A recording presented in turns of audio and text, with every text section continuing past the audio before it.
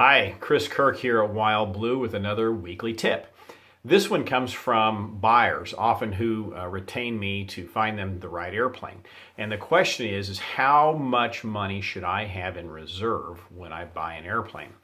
My experience has been that the first 2 years of ownership are the most expensive. Why? Now, there's a variety of reasons. One is that you're going to have a new mechanic with a fresh set of eyes looking at the airplane, and they're going to find things that the previous mechanics may have not seen. Some sellers, because they know that they're getting ready to sell, they might defer some maintenance items that are going to have to be taken care of. And then, you're going to want to make the airplane yours. So you're probably going to do some upgrades and some modifications and things that are going to cost you a little bit of money.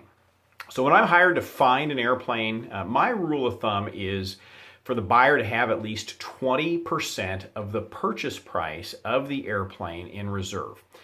That's just set aside to cover any additional maintenance items that may pop up.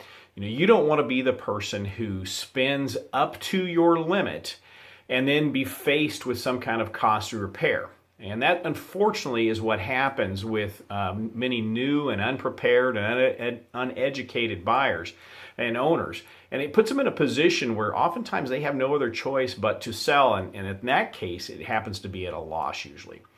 So 20%, set it aside for the rainy day that happens to nearly all aircraft owners.